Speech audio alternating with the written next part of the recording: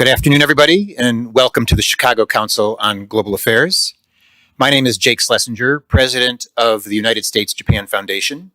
Thank you to everyone joining us here in Chicago on this beautiful spring day, and to everyone tuning in from around the world, where hopefully it's better weather, for our jointly hosted event, the 21st Century U.S.-Japan Relationship.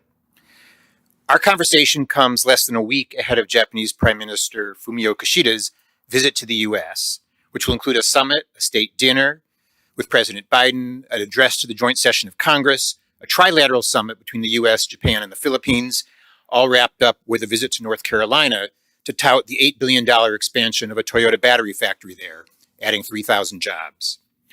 One overarching theme of the Kishida trip and our conversations today is to illustrate and explain the new U.S.-Japan relationship, one that remains strong but looks quite different than it did even a decade ago.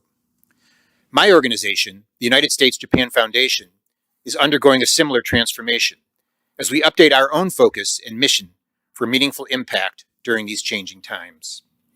We're here because we're holding our board meeting this week in Chicago, and many of our trustees are in the audience with us today.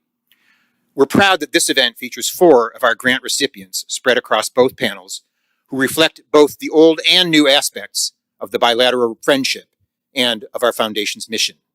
We have Yuriko Romer's documentary exploration of trans-Pacific ties through baseball, Ryan Christie's continuation of a traditional high school exchange program, but with a new twist, Emma Chandlet Avery's work on preserving and adapting the trans-Pacific relationship at a time of rising isolationism in American politics, and, of course, the survey work that informs how we think about all of this, done by our host, the Chicago Council on Global Affairs.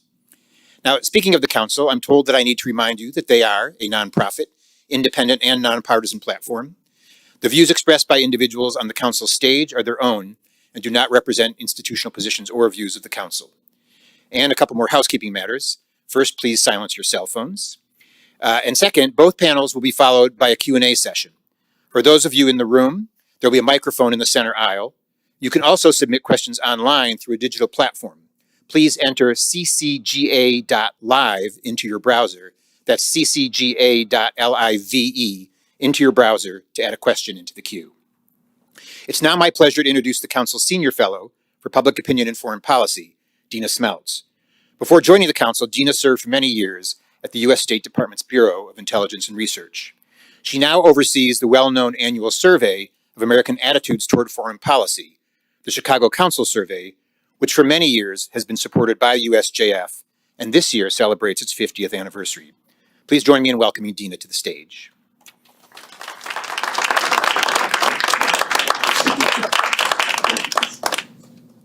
Thank you for coming, and thanks to those who are watching. It's set to be a great, interesting discussion today.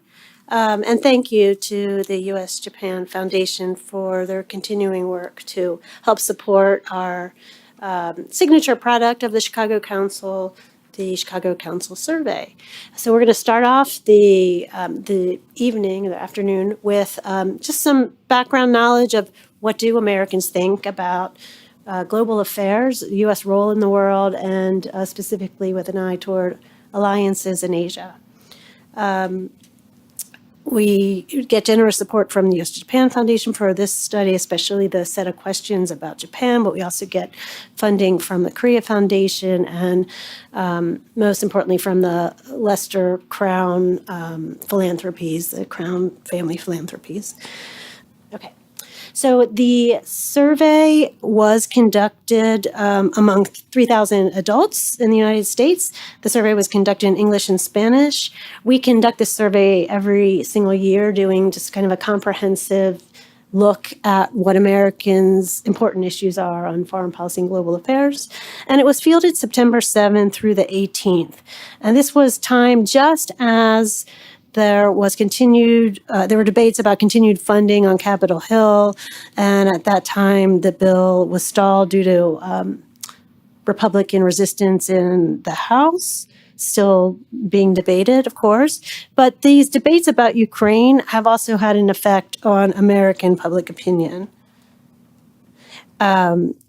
most directly, we saw over, and we're going to show you these numbers, but just kind of a quick highlight to walk you through the data.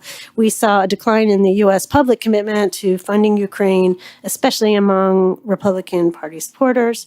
But more broadly, the survey also found drops in U.S. support for maintaining U.S. bases overseas and abroad, and also for defending allies.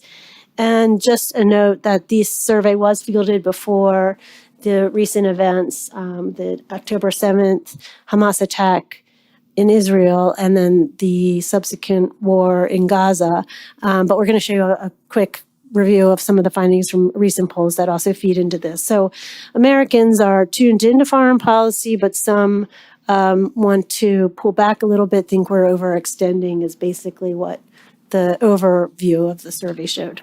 So the next slide is going to go quickly to support for Ukraine.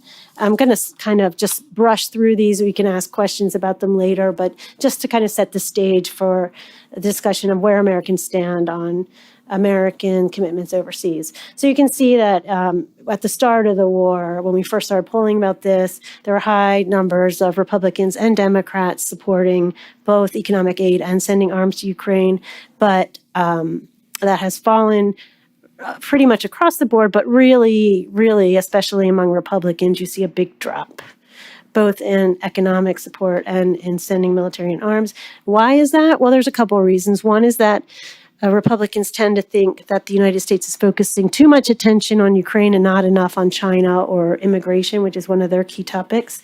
Another reason is the fear of Russia, or like the rise of Russian territorial aggression has receded also as other things have come to the fore.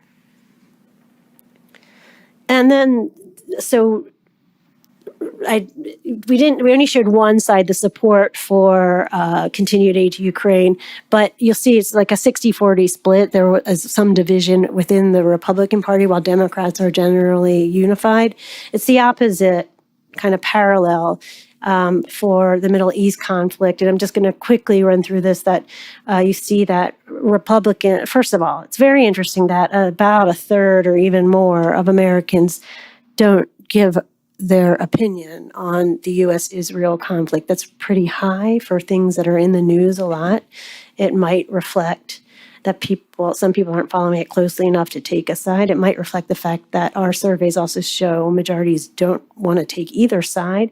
And it might also reflect the fact that it's a volatile and difficult issue to discuss these days. So that's one interesting thing. But among the bulk of those who do give an opinion, Republicans tend to think the United States should let Israel find its own way and use whatever policy it thinks is best, without any pressure from the United States, while Democrats think we should use some sort of pressure, whether that's reducing military aid to Israel until it ends its war with Hamas, or to just exert diplomatic pressure but not reduce military aid. So that is in the case of Israel continuing its war. So just wanted to kind of show that both parties are facing some challenges among their electorates on these really hot topics going on in the news.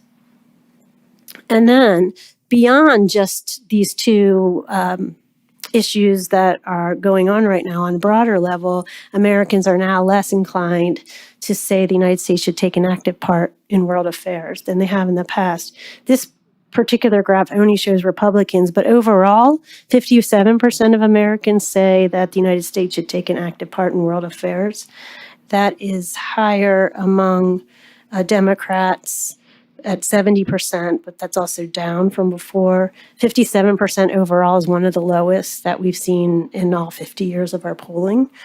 But the most striking finding of any result in the whole survey was that now a majority of Republicans say that we should stay out of world affairs, 53%, compared to 47% who say we should take an active part. And when you look at this over time on a different figure we have, Republicans were always the highest on this number up until about 2015. And then the Democrats became the more internationalist Americans, or internationalist-minded Americans. So there's a lot of different reasons for this shift, but maybe that'll come up in the discussion as we continue on. So the events going on in Ukraine also affected Republican Party supporters' views of our alliance with Europe. You see that there's a little bit of a drop in those Republicans, the red line, that say that the alliance with Europe benefits both the United States and Europe, or just benefits the United States. We combine those two numbers. But on the other side, with Asia, Republicans, again, have shown on a number of measures that they've dropped in support for a lot of global initiatives. But on alliances in Asia, they have actually increased from 50% in 2020 to 59% now. Democrats are high and consistently high, but that's a big shift upward for Republicans and goes against the grain of some of these other indicators. And why is that? Well, that is because there's a growing sense of a threat from China. Overall, 58% of Americans say that China's development as a world power is a critical threat to the United States. This is the highest point we've ever seen. That's the black line in the big bold font, 58. But you see it's even higher among Republicans, 71%. It's been high for a while now, but it's also high among all the different groups. And this also helps to explain why Republicans and other Americans really want to reinforce our ties to Asia and our Asian allies. And this just shows that, again, there's some decrease in broader measures of support. It's still pretty solid, 2/3 still support bases in Japan and South Korea, but it's down a little bit from higher levels, and same with Australia. And I'm not going to go into this in detail, but there's also some declines for support and bases in Europe. Again, still solid, but some declines. And where are most of those declines centered? It was mostly centered among the Republicans. There's been a big drop-off from in the past year. And then I'm going to skip this one because it's a little crowded.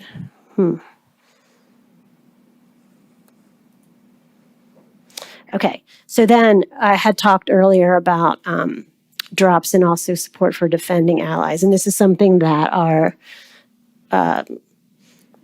researchers, our fellow researchers in Japan and Korea are really interested in too. Of course, everyone's worried about the credibility of the United States as an alliance partner. And we are seeing these new widening divisions between Republicans and Democrats on issues about defending our allies that weren't there before. So it's kind of an offshoot of domestic politics.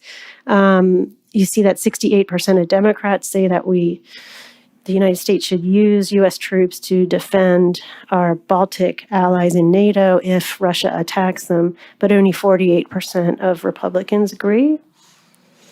And then when we ask about what if North Korea invaded South Korea, 57% of Democrats say we should use U.S. troops to defend South Korea, but only 46% of Republicans now agree. And then since we're talking about Japan, there's one that sort of defies the general trend of widening partisan division. We actually see Republicans and Democrats coming together, very close. In fact, identical percentages, 45% would support using U.S. troops to help Japan if China initiates a military conflict with Japan over disputed islands.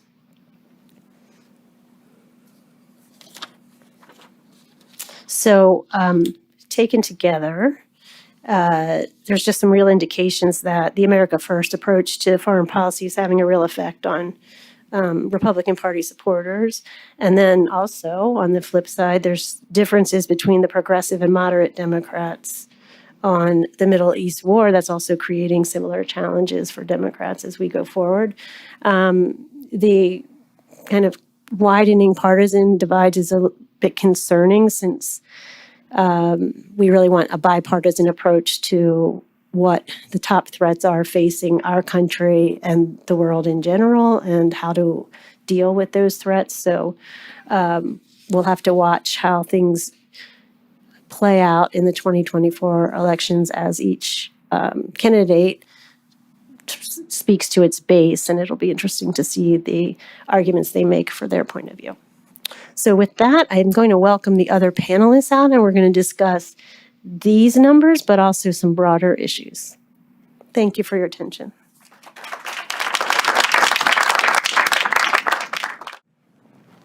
Oh, Dina, thank you very much for that presentation. I always enjoy seeing our survey numbers put into context like that. Let me also welcome to the stage Consul General of Japan in Chicago, Jun Yanagi, and Emma Chanlett-Avery, Director for Political Security Affairs at the Asia Society Policy Institute. Emma, welcome back to our stage, and Consul General, welcome to our stage for the first time. Great to have you here. As Dina mentioned, we're going to try to put some of these numbers into a broader context, and the initial context for that is, of course, Prime Minister Kishida's upcoming visit to the United States. Consul General, I'm wondering if you could set the stage a bit for us. So what should we expect to see out of this summit visit, and what is Japan looking to get out of it? Thank you for your question. Let me first put you in the perspective of Japan-US relation landscape. Let me say, international community, including Japan and the United States, are at the turning point of history when the open and free international order has been challenged at an unprecedented level.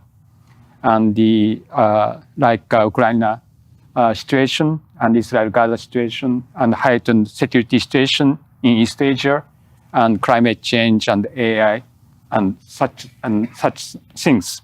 So against this background, the Japanese Prime Minister Fumio Kishida will make official visit to Washington on April 10th.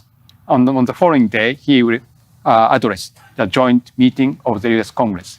Actually, this is the first time for the last 9 years since 2015, when then former Prime Minister Shinzo Abe did the same.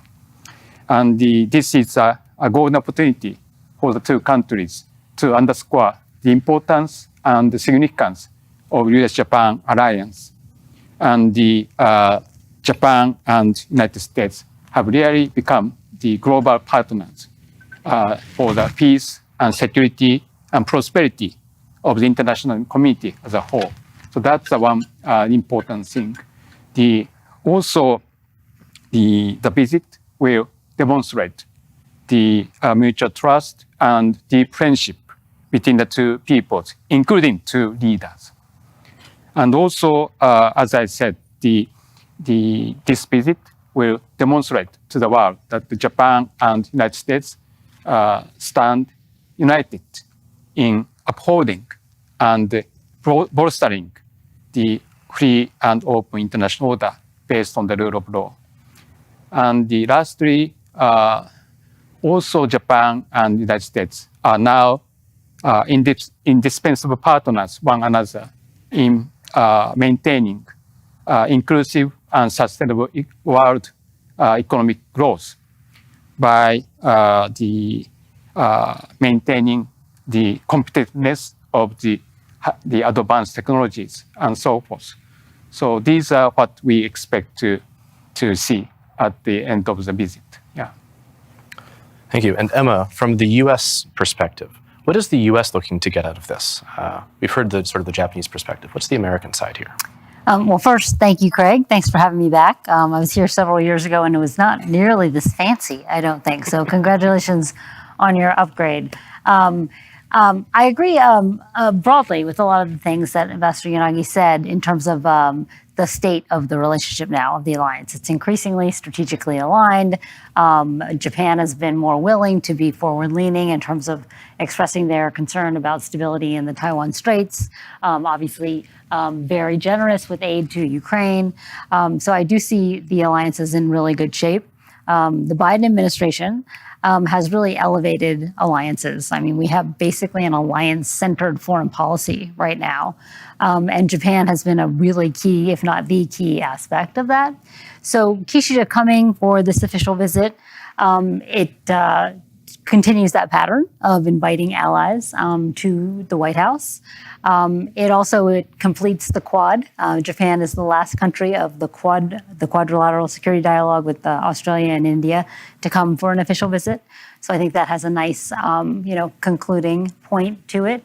The United States, I think, also wants to reward Japan for a lot of the progress that it's made in terms of committing more of its own resources to its own defense, to the global foreign policy initiatives that I mentioned before, for Japan's willingness to let some of the historical tension with South Korea go in favor of this trilateral commitment and initiative. So I think it's also a thank you to Japan for all it's done during the course of the Biden administration.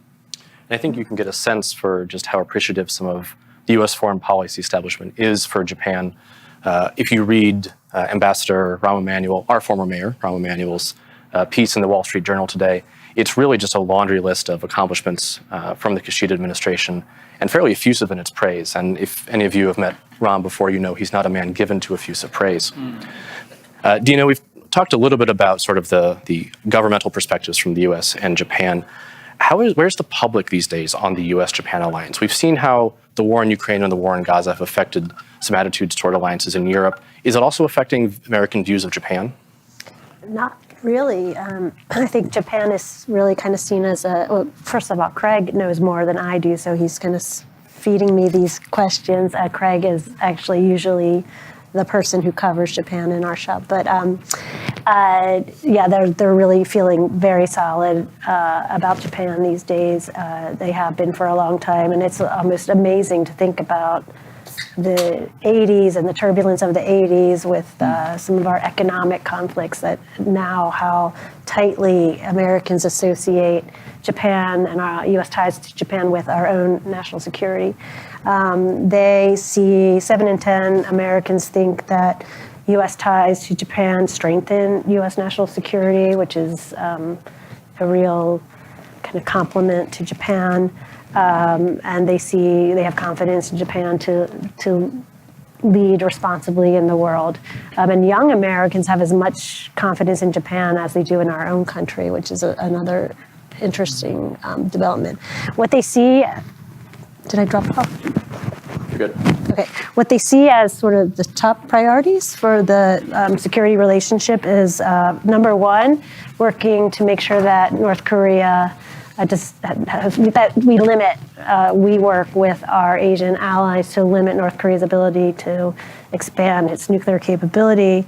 And then, of course, China is a big concern, and to try to respond to China's influence in the world and in the region, and then spending more on their own defense, which, as Ram points out in his article, and as Emma has just pointed out, Japanese seem to be paying heed to that priority for American public as well.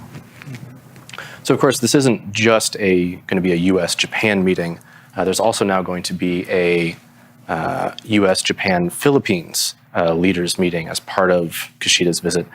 Emma, why the addition of this trilateral onto the existing U.S.-Japan bilateral meetings? Well, in the Biden Indo-Pacific policy, why not? We have so many trilaterals and quadrilaterals and bilaterals, but this is a new one, U.S., Japan, Philippines, and it's part of sort of showcasing how the United States is sort of, creating a web of like-minded countries.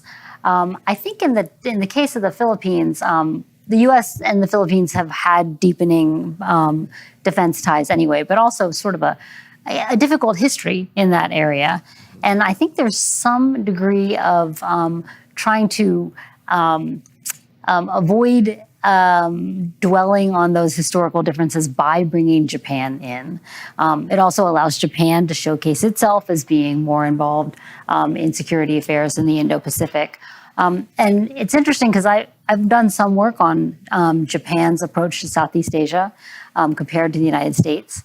And the Philippines is one of these areas where when the U.S. and Philippines relationship has gone a little bit south, Japan has provided sort of this continuity in relations. I think of when Duterte was president and got into, a little spat with President Obama, like Abe was there and sort of secured that linkage. So I think that has been to the benefit of the United States when Japan can provide that sense of continuity.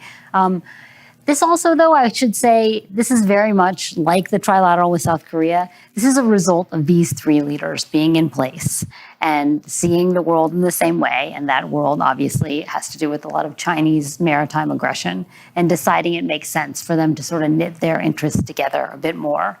But these are also all democracies.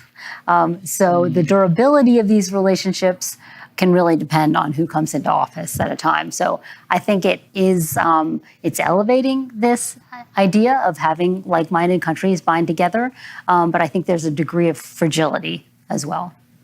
And Consul General, from Japan's perspective, I mean, Emma's talked about Japan as a stabilizing factor in Philippines' relationships with the United States. Where is the Japan-Philippines relations going, and where has it been coming from? Well, Japan-Philippine relation has been very good. And some years ago, I was in Vietnam, and I noticed a lot of increasing relation between Japan and Southeast Asian countries, especially maritime cooperation and the South China Sea issues. And with regard to the upcoming trilateral leaders meeting, as you said, there are many trilateral meetings, like Japan, ROK, US, but this is the first time ever. But as you said, the three countries share the same basic values like democracy, but also Japan-US alliance and US-Philippine alliance. And both Japan and Philippines are the maritime countries. So it is a good opportunity for three countries to increase cooperation in the maritime issues, but also realizing free and open in the Pacific. The country that we've now come up several times, but we haven't touched on directly, of course, is China, sort of a motivating factor, not just for this summit and these trilateral meetings, but previous trilateral meetings as well. Emma, I guess I'll start with you here. When it comes to China, how big of a factor is that in driving these increased cooperations between the US and Japan and Korea, the US, Japan, and the Philippines? How much of that is China's pressure versus US pressure? China's rise economically and militarily, of course, it is the issue in the Indo-Pacific and driving a lot of this cooperation. This is the one I worked before this job. I worked for about 20 years at the Congressional Research Service. So really saw a swell of concern about China over those years. This is one of the only areas where Congress has some agreement across partisan lines, which may not be the best thing. It's for different motivations. Sometimes it's human rights, sometimes it's security. A lot of it is economic at this point.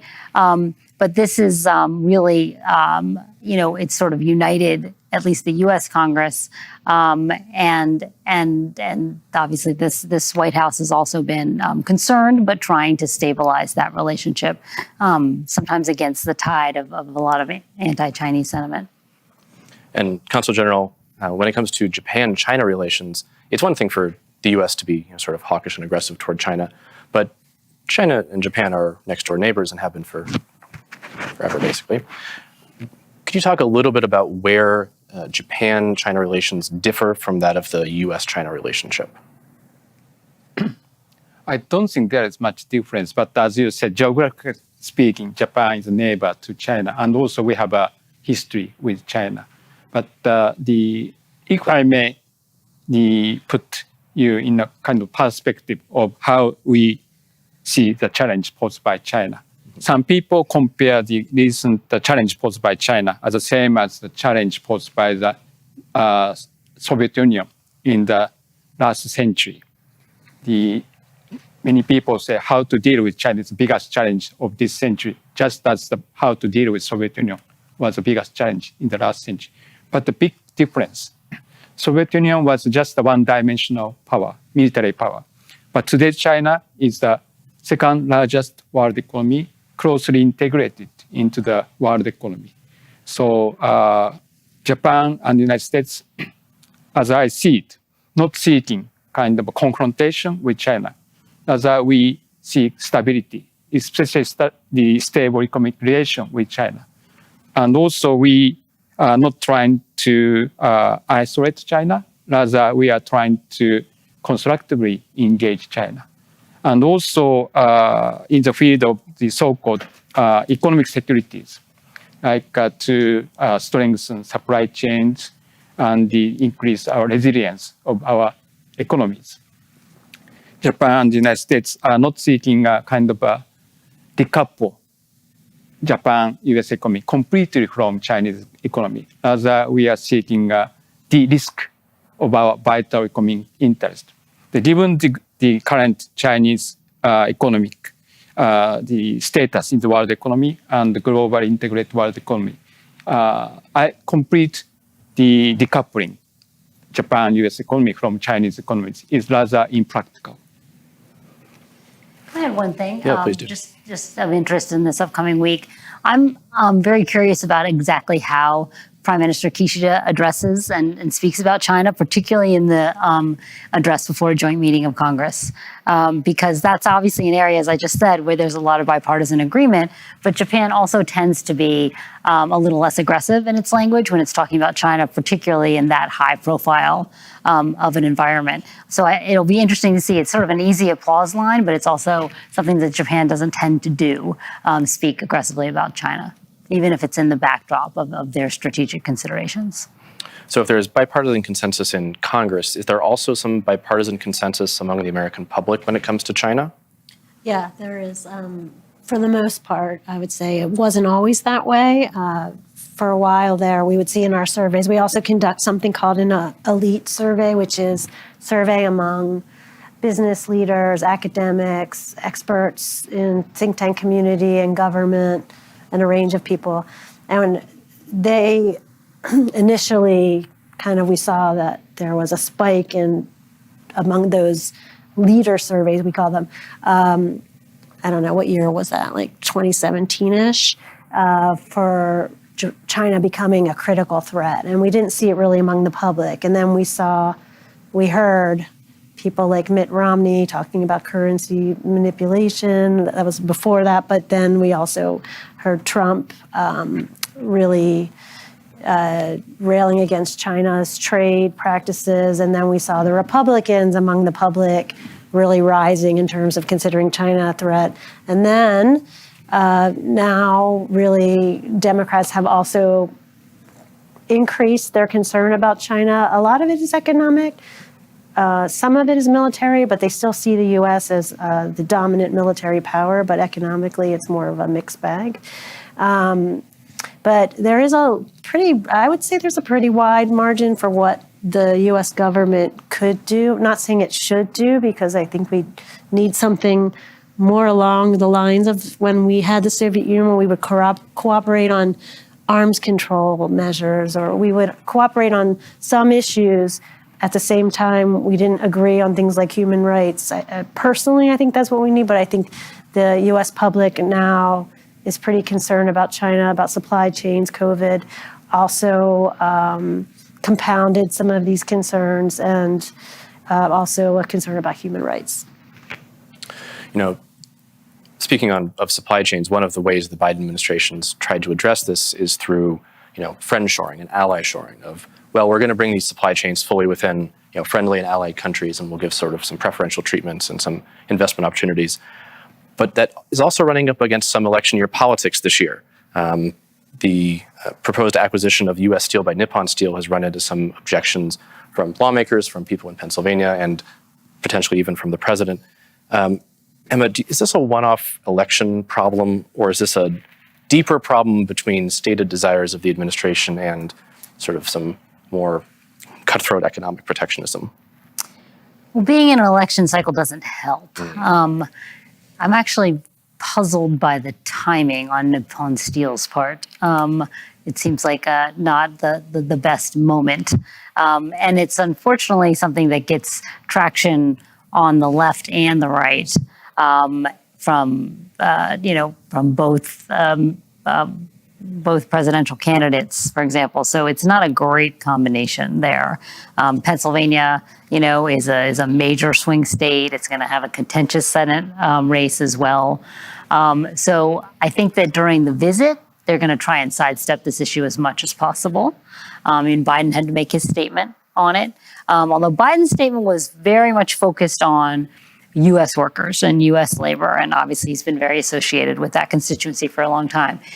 The senators that are calling for an investigation have pointed to Chinese security concerns, even though that's a small, as I understand it, I'm not an expert in the steel industry at all, a very small percentage of the work that Nippon Steel does. So it's an interesting dynamic. I'm sure the reporters are gonna try and nail them on these questions to the extent that they have press availability. But it is sort of, it can be seen as a moment where U.S. goes on and on about friendshoring, but can we really walk the walk? Consul General, the perspective from Tokyo on this? You mean the U.S. Steel acquisition Yes. by Nippon Steel? Well, I think all I can say is that it is the matter between Japanese private company and U.S. private company. So as a government official, I wish to refrain from making comment on this, but I want to share with you just one comment from one governor whom I met a couple months ago. He said that he's not nervous about this one, and he said he would say his colleagues that this is acquisition proposal of acquisition by trusted partner companies, Japanese companies, by the most trusted allies. So he said that. So I want to just share that comment with you. Yeah. And of course, the Midwest, as I think we're going to hear about on our second panel, the Midwest is home to a lot of Japanese foreign direct investment. I imagine governors are generally very happy to hear the Japanese calling on them in their state houses.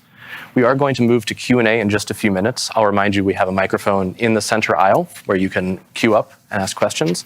Or you can also go online, open your browser, and type in ccga.live to submit your questions online. I'll get them up here on the iPad. And of course, if you're watching online, that's how you'd ask your questions too.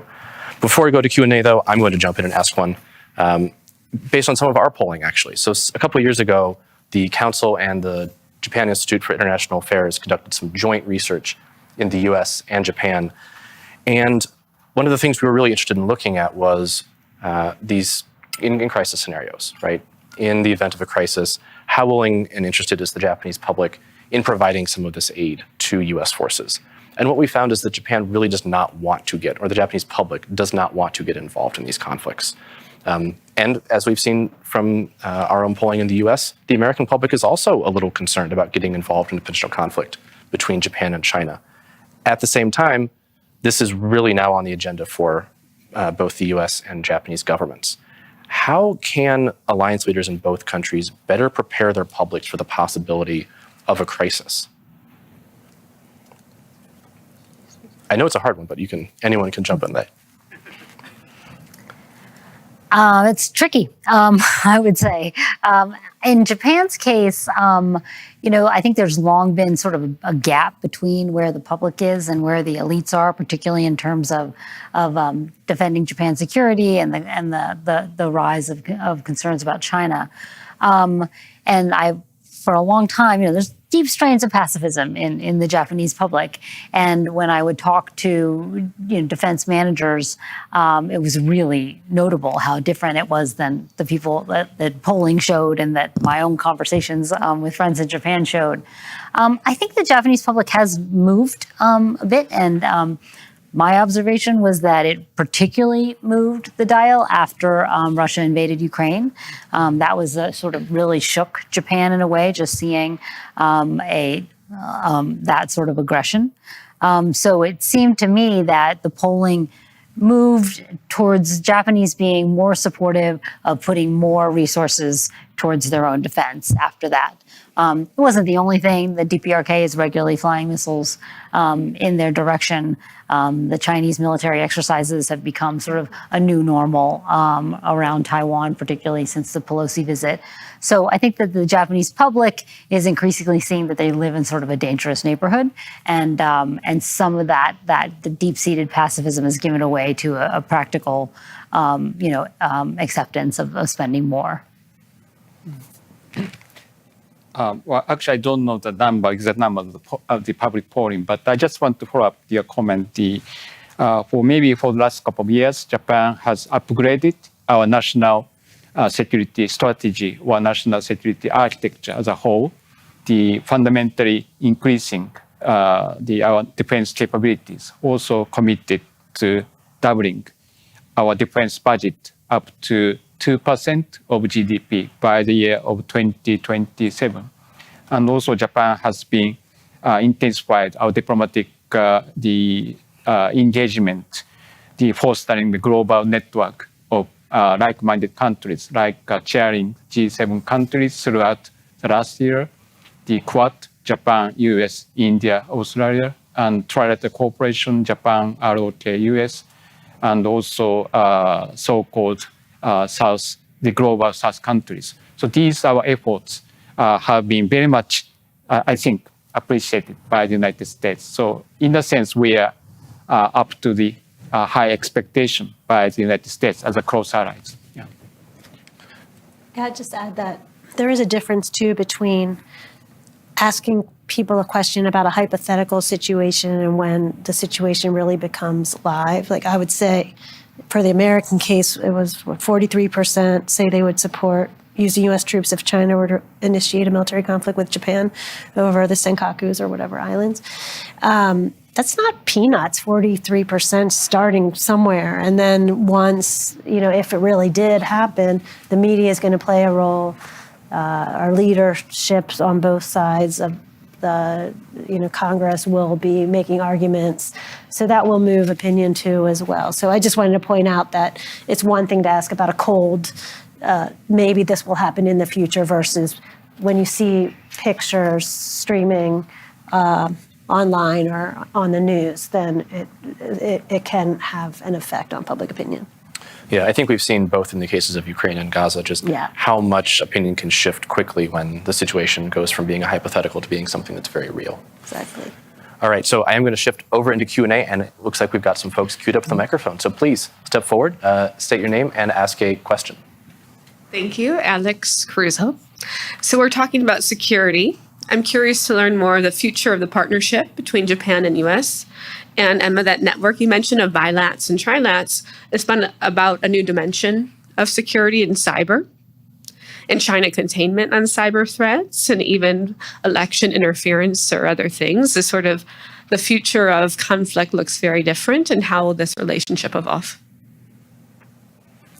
Sure. In terms of the future of the U.S.-Japan partnership, and cyber is a component of this, a growing component of cooperation. I think that for all of these, we call them mini-laterals that are developing in the Indo-Pacific, the U.S.-Japan alliance is really sort of the center, the core of them. Japan's involved in all of them. The United States is involved in all of them. So it's known as the cornerstone of peace and security in the region. So that has been sort of the pillar to develop these other things. And as we have said, the relationship in the alliance is very strong right now. I do think there's some anxiety surrounding that, though. However strong the relationship is now, there's sort of a rush to institutionalize things right now.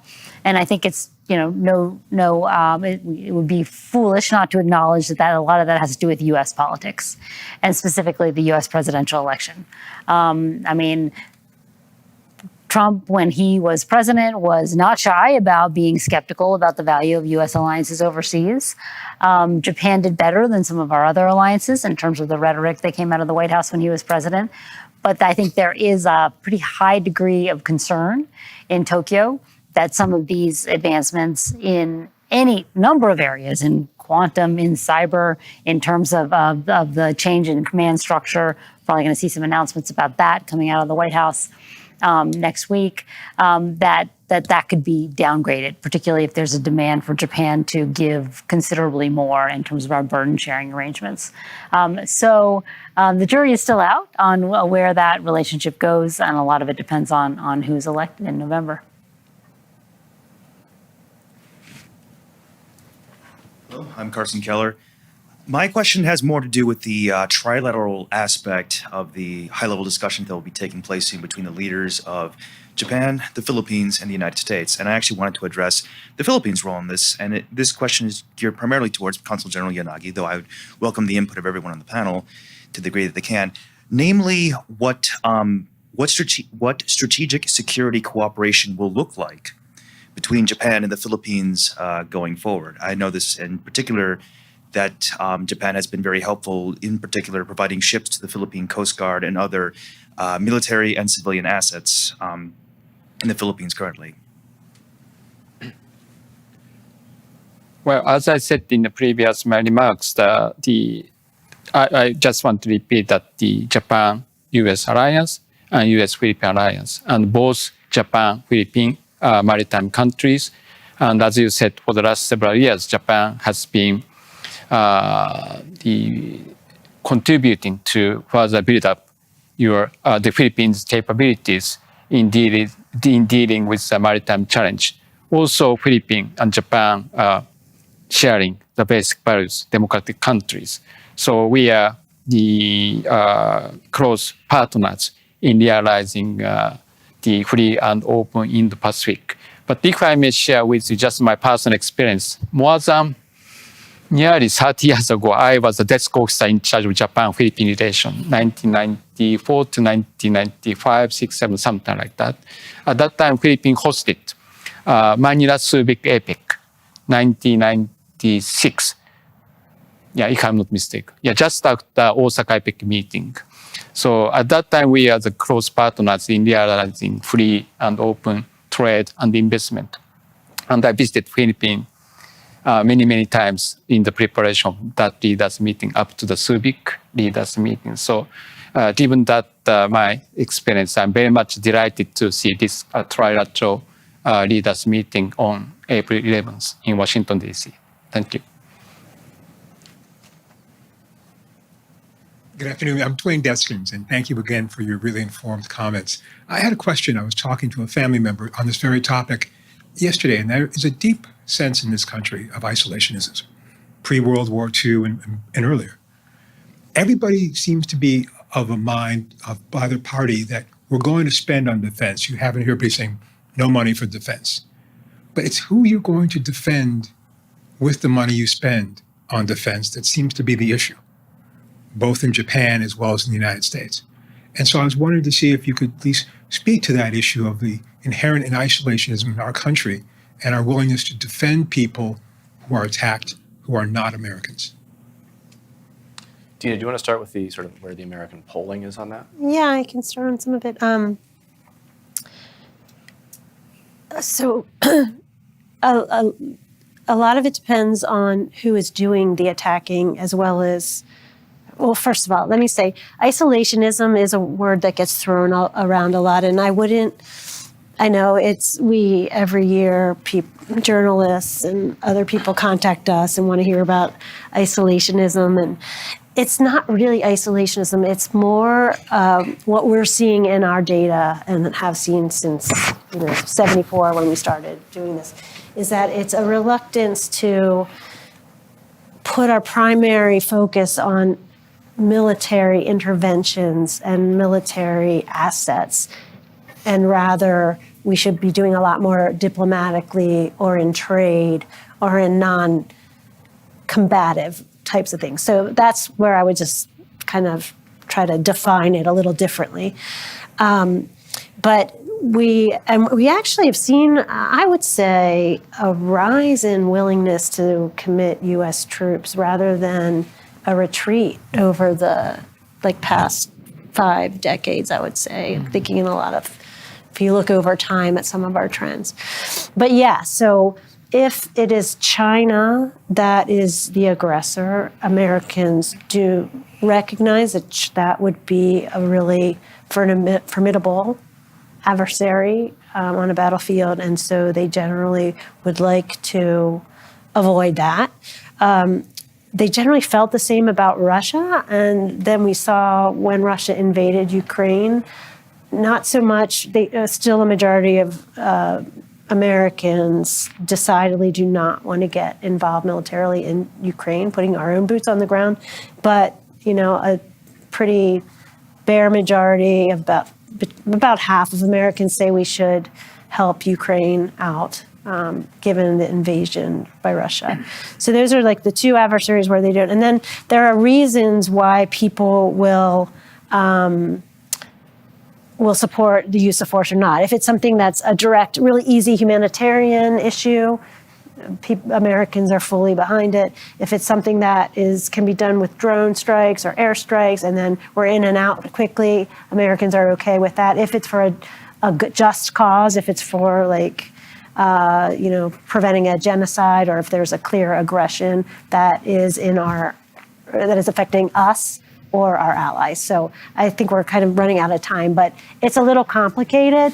But I guess my takeaway is I wouldn't consider it isolationist, but yes, there are times when Americans see the need for the use of force, and there are many other times where they think we have to be very careful with that.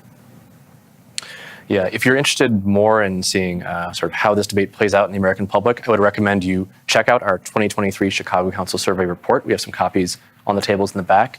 And sign up for our future reports. This is an issue that we've been looking at for almost 5 decades now, and hopefully we'll continue to look at in the years to come. That's about all the time we have for our first panel. Please join me in thanking our panelists, Emma, Consul General Yanagi, and Dina Smells.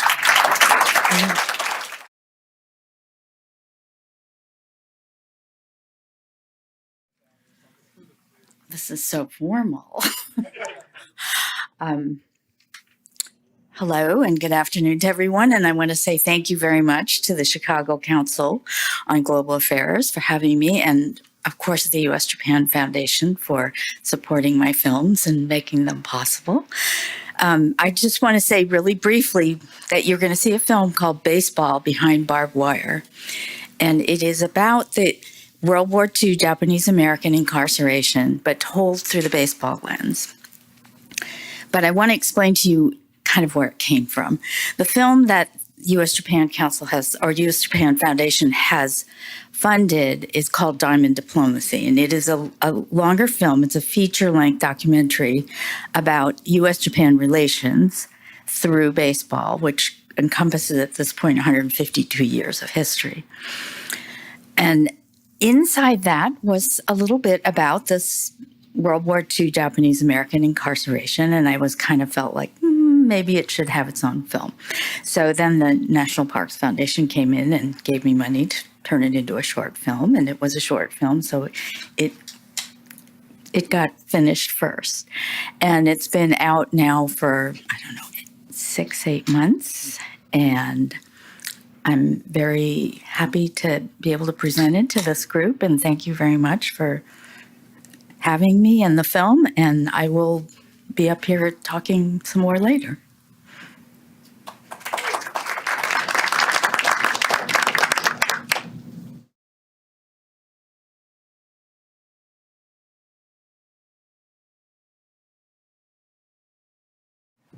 So, first, just thank you again, Yuriko Gamo-Romer, for a fabulous, fabulous film. Another round of applause for such a moving and touching documentary. So Yuriko is part of this panel is a more eclectic one than the other. So we have Yuriko, as you know, filmmaker, Ryan Christie, teacher of Japanese at Elk Grove High School, runs an exchange program. Teresa Kolchak is executive director, Japan-American Society of Indiana. And the diversity of this panel is intentional. It's designed to show the diverse and evolving aspects of the bilateral relationship beyond the politics, security, and diplomacy that we had heard about in the earlier panel. And I should note that the Biden-Kishida summit next week is as much about these so-called soft issues as the hard ones that were covered earlier. One of the major initiatives to be announced by the two leaders is a new education exchange endowment, which our organization is actually supporting as a founding sponsor. As I mentioned earlier, after visiting Washington, Prime Minister Kishida is going to North Carolina to tout the remarkable surge of Japanese investment in the U.S.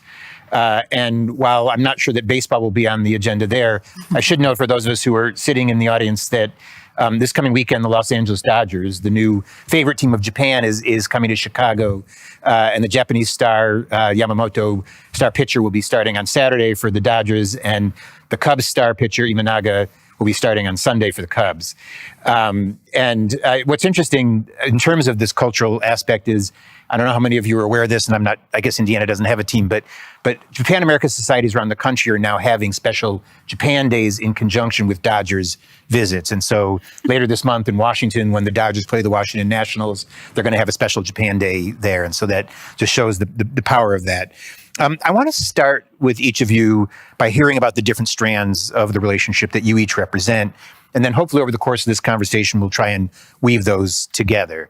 And so starting, I guess, with Yuriko, tell us a little bit about your origin story with baseball and with this documentary. What made you decide to focus your efforts on that film? Well, thank you, everybody, for watching my film. So Diamond Diplomacy, which is the feature-length film, all started because I have a friend named Dave Dempsey, whose father was a pitcher for the San Francisco Seals. And the Seals were a minor league team before the Giants went to the West Coast. And he went to Japan in 1949 as part of a diplomatic. MacArthur sent the San Francisco Seals during the occupation. And I knew nothing about this until this exhibit.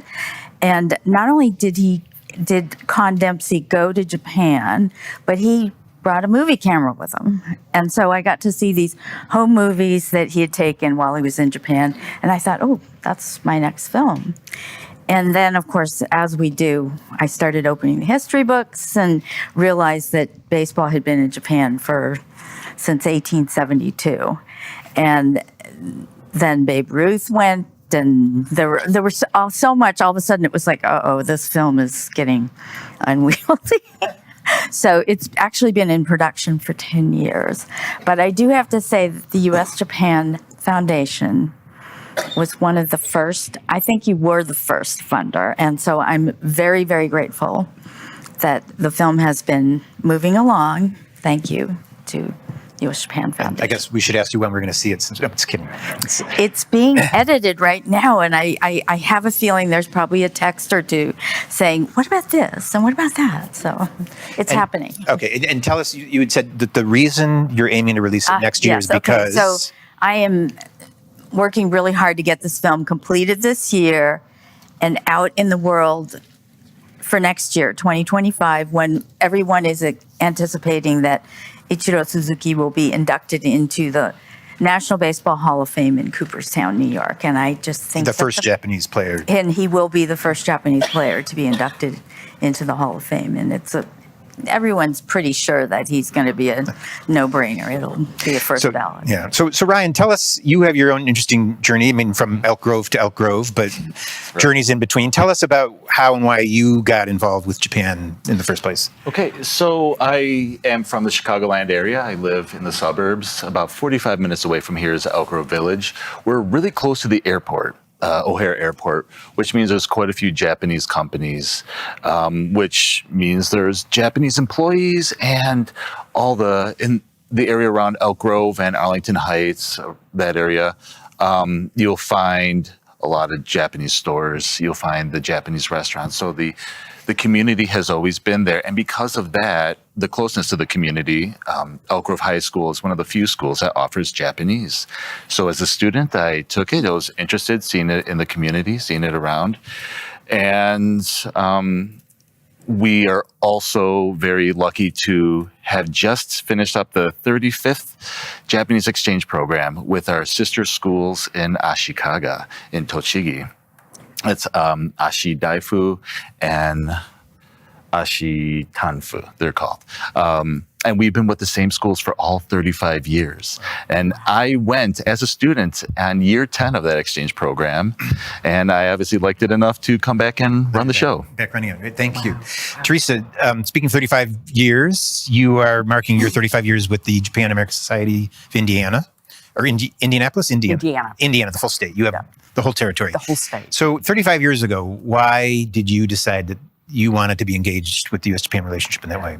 My origin story started about 6 years before that when I graduated from university. And I was not a Japanese major, but really interested in Buddhism, Christian, comparative studies. But I never expected that I would go to Japan. Was invited as an English teacher, spent 3 years teaching in Niigata Prefecture, and then moved to Osaka and worked for a Japanese advertising agency in Osaka. So that was 6 years. Came back to Indianapolis, and Subaru was just breaking ground in West Lafayette, and the state felt that Indiana needed a bridging organization. At that time, I was very rare, having lived in Japan. So right place, right time, and that's the beginning of the story. Got it. So one thing I'm interested in for all of you, and again, this is a theme that we've been trying to stress, is that obviously the U.S.-Japan relationship has existed for many years, particularly strongly post-war. It's gone through many iterations. You've all been involved for a long time. What's changed over time? What have you observed differently? And Teresa, I think maybe you want to tee up some slides to show. Sure.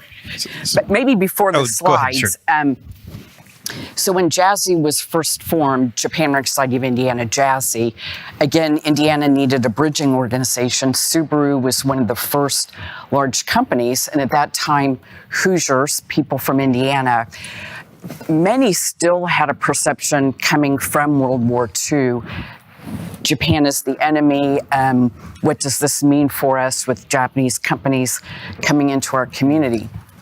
And at the very beginning, when we first opened the office, I really didn't plan to talk about this, but seeing the movie, some of the Japanese companies received bomb threats when they first arrived. So those were some of the calls that our office what years roughly received. were you talking about? That would have been 88, 89, so part of the trade tensions.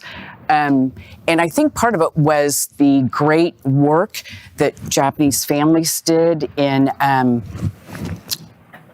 belonging, becoming involved in their communities, and also a role that our organization played. So, all right. So do you want to now? Sure, I've got some slides.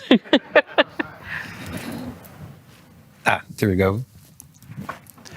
Kind of feel like not only talking to the choir, but to the inner circle here. I know all of you are familiar with Japan and the importance of Japanese investment, but just wanted to take a quick look and see what the data is. Thanks to our friends at JETRO 2022 data. So Japan is the #1 international investor in the United States, surpassing the UK, Canada, Germany, and all other countries. Top in manufacturing investment. And then here we can see all the investor countries, just a different look at the same information. Here we have a look at the Midwest. The number of Japanese companies. So Illinois has more facilities, almost 700. But if we look at employment, 70,000 for Indiana, 66,000 for Ohio. Indiana and Ohio have the manufacturers, which employ so many more Americans. So our employment numbers are much higher. So remember, Indiana, 70,000. This is a map that we love to show. And if we look at the first point, so 330 plus Japanese manufacturing companies. Per capita, based on the population and the amount of Japanese capital investment, Indiana is #1 among all 50 states. So it's really astounding to think 70,000 Hoosiers employed by Japanese companies. That's actually 1% of Indiana's population are employed by Japanese companies now. So again, when we think back to those early days, in this really wonderful, broad, deep picture of Japan and Indiana, it's really something. We are a statewide Japan America Society because our companies are in every pocket, every corner of Indiana. We track with them, we follow them. They're the reason that we exist. We partner really closely with local government, state government, mayor's offices, really trying to support the Indiana-Japan relationship at every level. we continue to be a great home for Japanese companies. During the past 10 years, more than 80 new companies have selected us, and we're seeing some really fun new trends in investment. So traditionally, these companies were the traditional automotive parts suppliers. We're seeing a lot more innovation now, factory automation.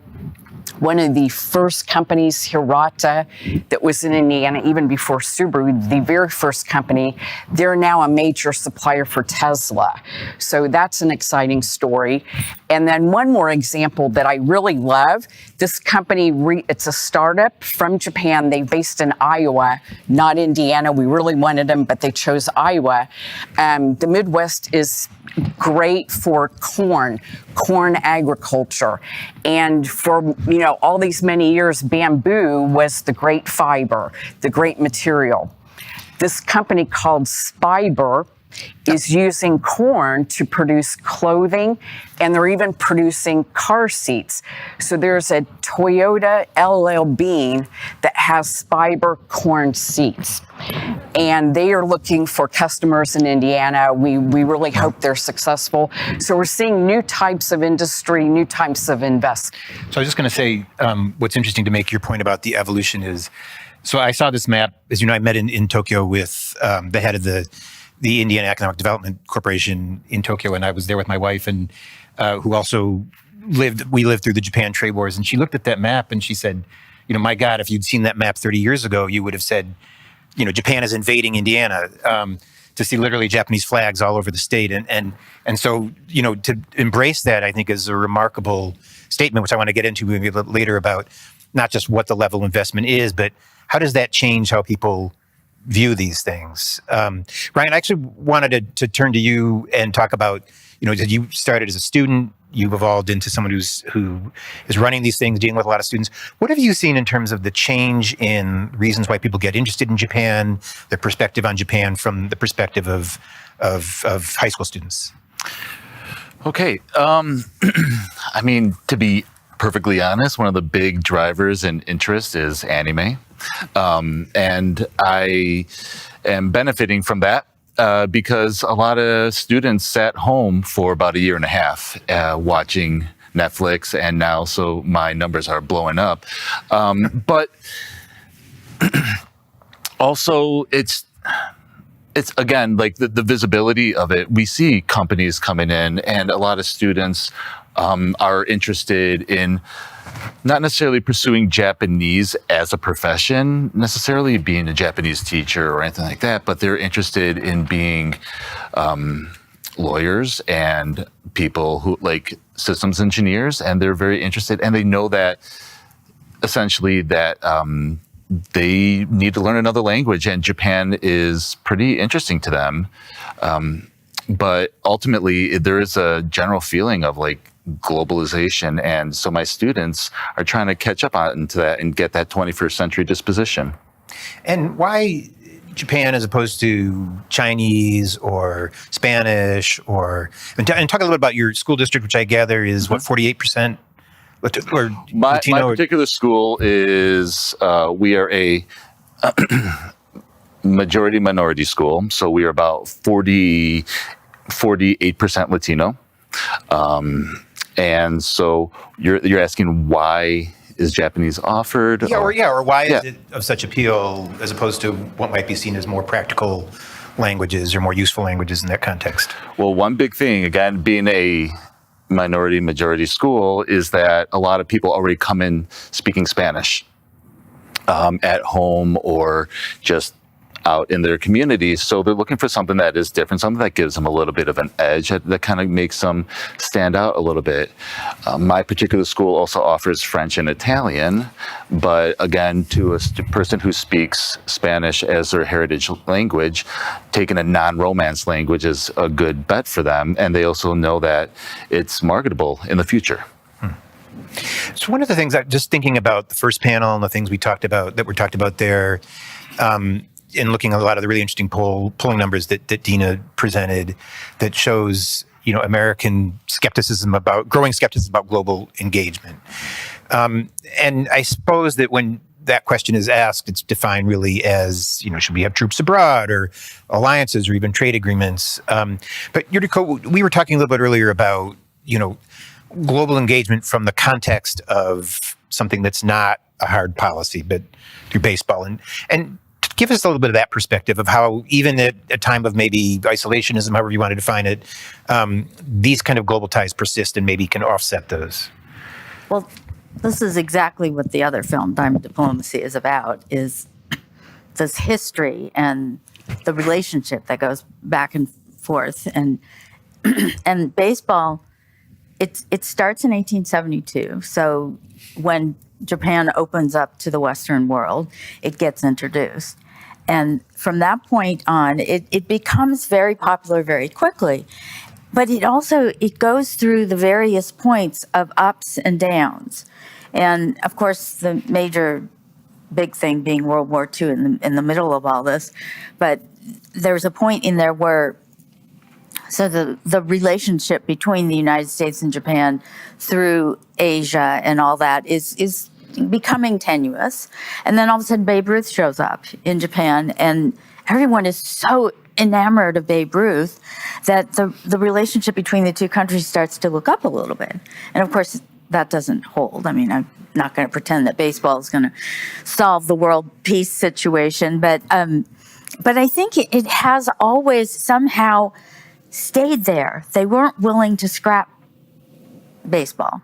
I mean, there was a point in there when World War II started that they decided all English terminology should be thrown out. So they replaced strike and ball with yosh, dame, good and bad, and they did things like that, but it never went away. And then World War II ends and the occupation happens, and baseball becomes a part of this formal diplomatic maneuver. I mean, it's part of the occupation. And then it also continues through we're talking about those trade wars. It was like there's still baseball happening in Japan. The first Japanese player came to the United States in 1964, and it was sort of by accident. And so there was a little period of no more Japanese players, 30 years. But then Nomo is the second player, and he shows up kind of at the tail end of the trade wars. And I have one of my experts talking about how the Japanese government used to have this chart on that, showing the ups and downs of the relationship between the two countries. And it was actually fairly up after the occupation, and then he starts talking about the ups and the downs, and of course it was down during the trade wars, but then all of a sudden in 1995 it spikes up again, and he's pretty sure that Nomo coming to the United States made a big difference. So you were telling me before a story also about baseball diplomacy that you'd encountered, that Prime Minister Kishida himself told or wrote about recently. Tell us that version of how that has shaped his views in ways. So I'm from San Francisco, and recently we had the APEC meeting was happening there.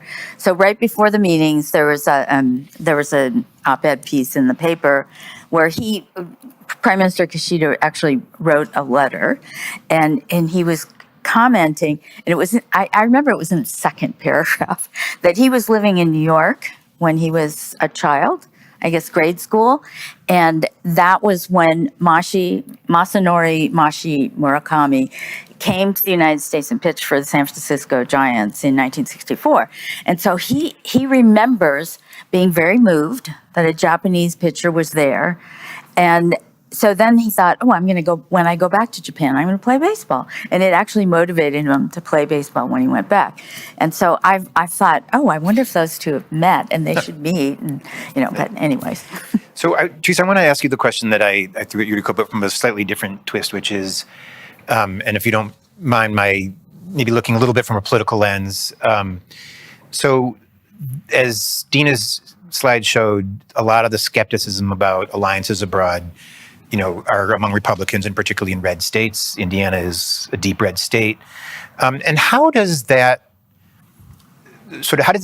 balance seem to emerge of a state that has embraced, Japanese flags in every county, with a perspective, at least from the outside, that that may be one of the states that's in the forefront of isolationism? And do people just look at investment as different than other forms of engagement? Do you think that investment sort of offsets what might be more anti-global feelings? Great question. So Indiana is a red state, but our state governors for the past 25 years have been Republican. I would say traditional Republicans, very practical, very business oriented. And it was through their leadership, Including Vice President Pence. Vice President Pence, Governor Mitch Daniels, whose father was the first executive director of the Japan Is that American right? Society I of didn't know Indiana. that. Wow. And we opened the office together. So our governors have really championed Japan, have visited Japan every year. So what we're seeing now with the Republican Party and the isolationism and pro-America is really different than this 30-year history of the Indiana-Japan relationship. I think that these communities that host Japanese companies, the citizens in the communities really appreciate the Japanese companies. They're good corporate citizens, very generous to their employees, generous to the communities. So the relationship is very vibrant and mature. So it doesn't really reflect what we're seeing nationally. In terms of the isolationism. So that's been interesting for me to witness as being part of this history and this huge flip that we're seeing. So, yeah. So quick follow-up to that, but before I do, I just wanted to note that we will move to audience questions both in person and online in a couple of minutes. If you want to submit one online, please log into ccga.live, ccga.live, and I will get them on my handy-dandy iPad here. For those who are in the room, there's a microphone that has just been placed in the middle, and feel free to start lining up now if you want. And please come up with questions for them. But so in the first panel also, we talked about Nippon Steel. And I wonder, again, how to reconcile this embrace of Japanese investment with a very political rejection of Japanese investment. I have a feeling that Consul General Yanagi was talking about our Indiana governor. Right. We do have a U.S. steel plant in northern Indiana, and Governor Holcomb has been very positive and supportive of Nippon Steel's interests. And again, because we have this great history, we know Japanese companies are great partners, and that Nippon Steel will actually bring a lot of technological advancement to U.S. Steel. And as Emma pointed out, the timing is unfortunate. So nobody, I think, really knows which direction it's going to go, but it could be that the timing will create a result that is not favorable for Nippon Steel. That's just my personal guess. And I think that that would be a loss for U.S. Steel and the steel industry in the United States. Thank you. So Ryan, I want to come back to you and talk a little bit about the evolution of the exchange programs in particular. And also, I think that one of the questions that we as an organization wrestle with, I think we talked about this a little bit, is, you know, exchanges have been a traditional way that the U.S. and Japan have fostered better relations. I think there's a feeling that the countries know each other pretty well. What is the value really of ongoing exchanges as opposed to other kinds of interactions? And so talk a little bit about, you know, the ease or difficulty that you've had of funding this, and, you know, why it is that you think this is an ongoing value. So funding is our biggest hurdle. It is entirely on the students to pay for their trip, and we do not really get money from the district itself. We used to go through private companies, asking them directly, but those relationships have dwindled a little bit over time. And so one of my big pushes is to reach out to different organizations, different bridge organizations. The USJF has been very gracious in giving us a grant that we greatly appreciate. But the evolution of it, I'm just going to go ahead and tell you that it actually started with not necessarily our high schools, but it started because back in, 35 years ago, they wanted to start the program. One of our school librarians asked, actually Springfield, Illinois, our capital, if they knew anybody in Japan. And it turns out that Ashikaga in Tochigi, where our schools are, is a sister city of Springfield. So we actually went through that route, and it has been with the same schools ever since. Got it. I just want to throw please. one Yeah, thing, yeah. which is to tie a little bit to this and this, which is that the student thing is a people to people diplomacy, I feel is really, really important. And the fact that a big investment has been made by a U.S. baseball organization, the biggest baseball contract that has ever been made, $700 million for Shohei Ohtani, apparently brought in 20% of the opening day tickets were bought from Japan, and people flew in to see that game. So I think it's a way that you end up with people-to-people diplomacy, because you've got people coming over here just to see one particular player. But, I think that's a wonderful opportunity to get people together. Right. Oh, go ahead, please. If I could mention something about Yuriko's great work. So we make a lot of effort to introduce the story of the internment camps to Americans so that they understand American history. But we work closely with the Japanese expatriate community. They tell us that they really don't know the story of Japanese Americans. Last year, we did a story on the camps with a survivor. There were so many new Japanese in the audience, and people were filled with tears. So what you're doing is important in educating not only Americans, but also Japan. We need to talk later. Maybe we can show the film. Okay. So that actually does get into another topic that I wanted to raise. And first, I again just want to remind people, questions, if you want, please line up for the audience or send them in cca.ga.live. Otherwise, we're going to just keep talking up here. I've got enough to keep you all busy for a little while. And just to, again, with apologies to the council for maybe veering a little bit into the political, but, your movie, Yuriko, was incredibly moving. But one thing that struck me watching it here today is, for most of my life, when you were learning about the Japanese internment camps, it was a history lesson. It was kind of, this is what happened in the 1940s, and, we don't do that anymore. This is America. And, beyond the line Baseball Behind Barbed Wire, the line that I wrote down that kind of stuck out to me was the stench of inhumanity. The stench of inhumanity of being interned like that.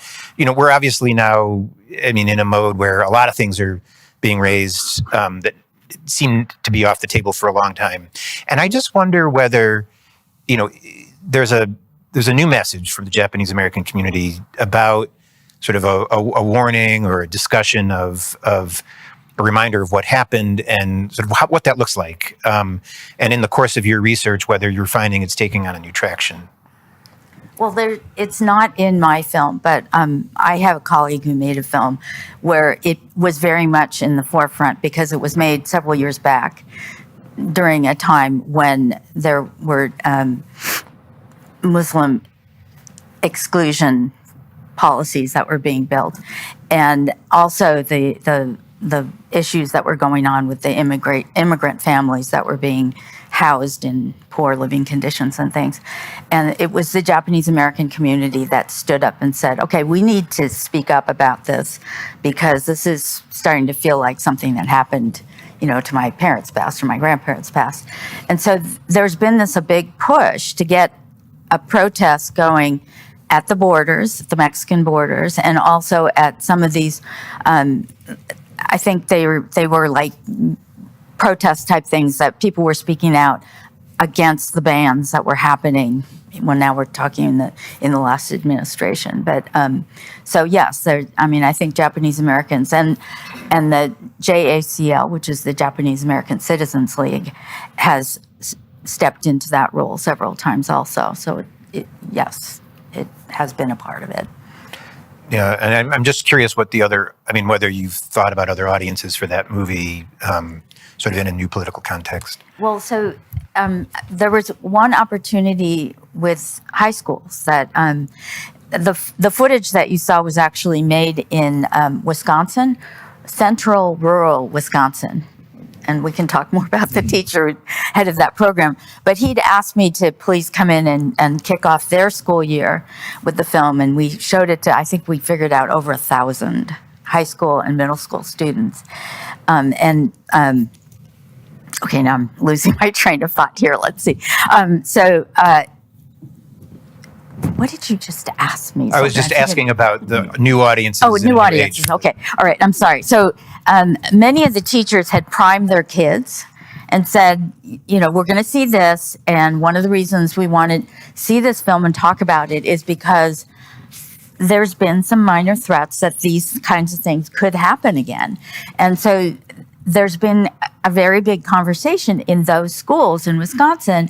And it was interesting to show the film and have the kids respond with questions and things because they've been primed to have this conversation after seeing the film. And I also showed it at Syracuse University, and that was also part of the conversation is what does this piece of history mean today and how is it significant to things that are happening and potentially happening now. Thank you. I don't know if either of you want to weigh in on that topic or what you're seeing in the schools that in your school, whether that becomes a topic of conversation. I'd like to add onto that. We're talking about exclusionary practices, which America and a lot of countries have some really unfortunate history with. And one of the major exclusionary things that's happening nowadays, especially in education, is that a lot of things do become cost prohibitive.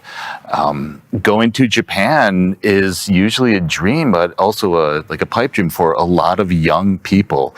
And my program, we do our best, like I said, to keep the cost down. And that's kind of like what we do and what I do. And the main way I actually do that to keep the cost down is instead of having it's not a Japan trip. It is an exchange. So they stay in a Japanese home. And when the students come visit us, and they were here for 2 weeks from March 11th through the 25th, so they just left. It was right at the end of their school year. They stay in homes here. So you get a really strong connection and stuff that even students who might not be able to go to Japan, they're able to host. And they still get that experience. They get that immersive experience. Both the Japanese students learning English or Spanish or depending on whatever house they stay in. And when my students go there, and I take a group usually over the summer, and they get, again, that very rich, deep experience. And my goal is to make it not an equity issue, because it will become an equity issue because of the cost. But there are ways to keep that down and to really make sure that, as you mentioned, the person-to-person level of communication is really happening. And I just want to quickly add that I asked my students, you sent a couple questions in advance, I asked them all to weigh in on that. And they said that above all, the person-to-person communication, and they said it was great just to see, wow, there's another teenager, not some other. They really just said, wow, we can just sit and play on our phones next to each other, or which is, you'd be surprised. That's really a form of communication. But okay. It's just really nice that we're able to do this in a way that is cost effective. Right. Yeah. I think we've got a question on, sir. And identify yourself and ask your question. Steve Fisher. First of all, Yuriko, that was a beautiful film. Thank you. Mm-hmm.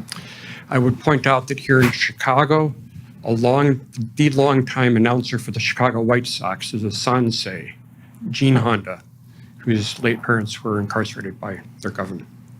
But there's a long history here in Chicago with this community. My question is really about the influence of Japanese culture onto American culture. Last week, I was presenting at the American Culture Association and the Popular Culture Association's annual conference. At this conference, there were 3 panels devoted to anime. One panelist and a separate was talking about the influence of Godzilla on American culture. So 3 panels on anime. There's a journal, refereed journal on anime studies. So this is a big influence on American culture. I was able to attend 2 of those panels. One thing that came out was the role of translation.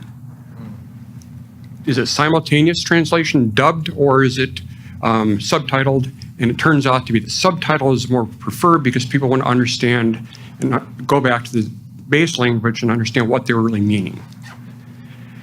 So that's been a big influence, and I'm going to warn Teresa, I've known you since the beginning, so I'm going to be directing some of this towards you. But it's also two observations of the influence of Japanese culture on American culture. It was Suntory's acquisition of Beam Spirits. Spirits arguably is culture. And what has that done to change Americans' perception and global perception of Japanese culture?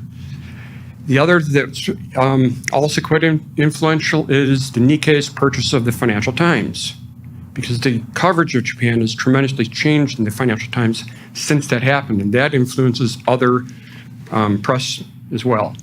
So for Teresa, I should point out the other panel that was, what they were asking about was the representation of Japan's imperial past in anime and how that gets represented. So for Teresa, in rural Indiana, apparently this is a big thing in rural America. This is how people are looking at it. Are you seeing any of this? How is Japanese culture being perceived by Americans lately as a result? Before you answer that, I just wanted, since I'm in the mode of touting our organization, that it turns out the vice chair of our foundation's board is Takuninami, who is the chair of Suntory or Beam Suntory. So, we take credit for that as well. So, go ahead, Teresa. Sorry, Steve. Thank you. So I'm a big Godzilla fan, and kind of interesting. Last week was with the Japanese family, and the little boy loves Godzilla, excited about the new movie coming out. And the mom was like, Teresa, why do you like Godzilla so much? And I really had to stop and think about the answer. And it's such a full answer, I won't take up your time. But maybe that's not the direct answer. But a little frustrating sometimes is that a lot of Americans think Hello Kitty is American. And so in some ways, Japanese culture is so deeply permeated and is so popular all around the world that people don't even realize that it originated from Japan, that is Japan's creativity. So we really try when we're doing culture to introduce cool Japan, contemporary Japanese culture, because that's, we think, what really excites people and bringing traditional culture into that. As I was thinking about today, and I am glad Steve asked the question, so throughout Indiana, so many sister city relationships that have developed in the last 30 years, 3 sister state prefecture relationships, Tochigi, Aichi, and Guma. But it's the Americans who really want to celebrate those relationships. Not that the Japanese don't, but so there are probably 5 or 6 small Japanese gardens now in Indiana. It wasn't the Japanese community that said, hey, let's put a Japanese garden in Mishawaka. It was the local community that wanted to do that. It was the local community in Carmel, Indiana, that wanted to create a magnificent Japanese garden. It was the Americans in Columbus, Indiana, that created the Japan Friendship Alley, and they dedicated a road between buildings, and it's completely decorated as an outdoor Japan corridor to celebrate their sister city relationship. So truly Americans love Japan, love Japanese culture, and they want to bring that forward. And for us, it's the most beautiful way to involve then our Japanese friends. It gives them a way to introduce who they are and to really connect with the community. That may not be like a true direct answer to Steve's questions, but that's our experience. Can I just throw Sure, go ahead something quickly, in there? because we're... So I'm old enough that when I was in grade school, there was no seaweed allowed in my lunch because, ew, you're eating seaweed. That's what I grew up with. So when sushi became something that you could find in Indiana, it was just shocking to me. And the other thing I have to say is that I'm married to a guy from Ohio who has family in Kentucky. And one of my nephews went to a school in the middle of Kentucky, but he fell so in love with anime that he'd been studying Japanese and had nothing to do with me. He was just in love with anime. And he minored in Japanese, and he ended up in Japan on the JET program. This is like blonde-haired, blue-eyed Henry Romer, and he goes to Japan, and he taught English in Japan for 4 years with the JET program, and it all started because he was so in love with anime. So, I have to cut you off, but for a good reason, which is that we are going to close. We had your Behind Barbed Wire as sort of our main course. We're going to close with a dessert or an aperitif, which is a trailer of Diamond Diplomacy. And I get to say, I've never been able to say this before, let's roll playback. Did I get that right? Sorry, do we have time to do another question, or our clock is out? But Let's do it. all right, sure. One quick question, quick answer. Sorry, go ahead. Thank you. I'm Sarah, and I was just curious, focusing on like a younger generation. It does seem like 10 years ago or 20 years ago, pre-Netflix, pre-paid and free streaming services, it seemed like there was kind of a niche group of anime-loving kids. And, maybe we were like the weird ones. But now it seems like there's been a growth of this pop culture of anime. And in my opinion, it seems like more youth are getting interested in Japanese culture. Is that just from my point of view, or do you all see that as well from the younger generations? So Ryan, I'm going to turn that to you and very quick. Yes. Well, you can elaborate a little bit more. There is such an influx of interest in so many different ways. And one of the biggest, I always ask my students, why are you studying Japanese? And the number one reason is because I want to understand my anime. Some of them, because they have to go through not necessarily streaming routes, but other internet routes where the fan subs might not be that good. So they're really interested, and it's a huge impact. But that's also just a gateway. So they get interested, and then it kind of just snowballs from there. So yes, we are seeing a huge influx. So even though we're out of time, I'm going to just share one anecdote as the moderator's prerogative, which is, so my wife was teaching Japanese history at the University of Maryland, pre-modern Japanese history, which even people who care about Japan find deadly dull. But she said that there were students who knew intimately about the Tokugawa shogunate and which clan, specifically because they learned them through anime and video games. So, yeah. Anyway, so now, again, we are going to close, and I get to say, let's roll playback. We can see Yuriko's film, so take it away.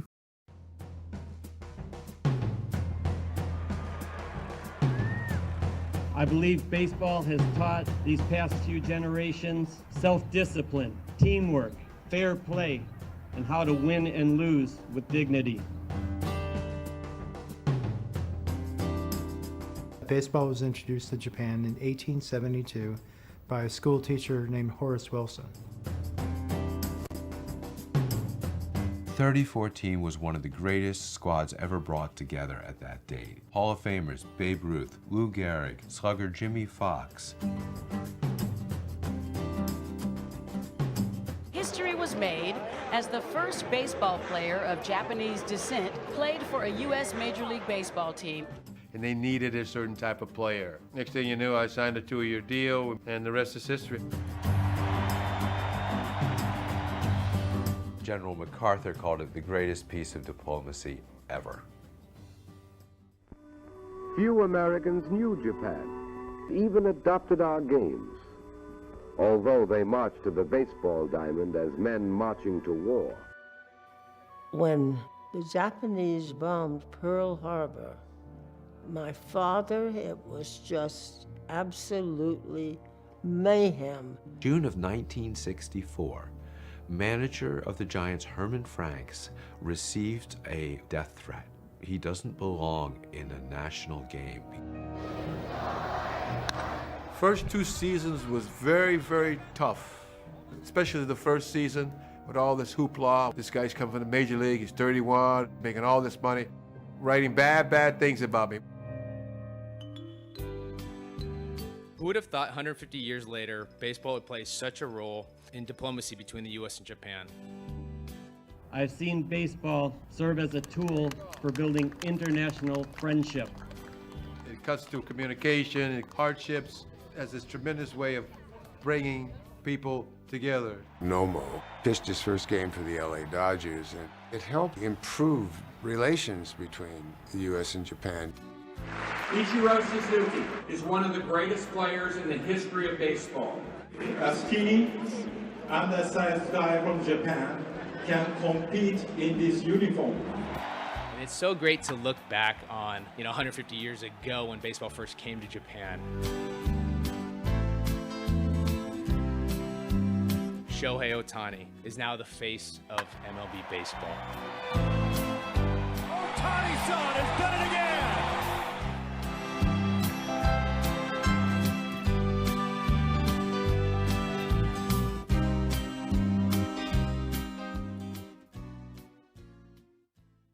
Allow me to reintroduce myself. My name is Craig Gafura. I am the Assistant Director for Public Opinion and Foreign Policy here at the Chicago Council on Global Affairs.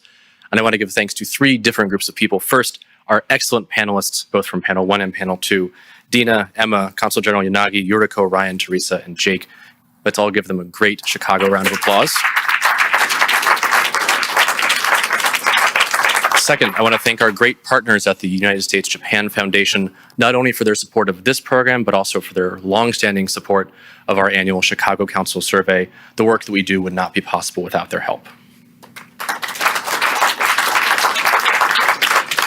And finally, I want to thank our audience, both in person and online, and especially those of you who are members of the Chicago Council on Global Affairs. Your membership makes the existence of this organization possible, and I thank you very much for the ability to work on these issues due to your support. Thank you very much.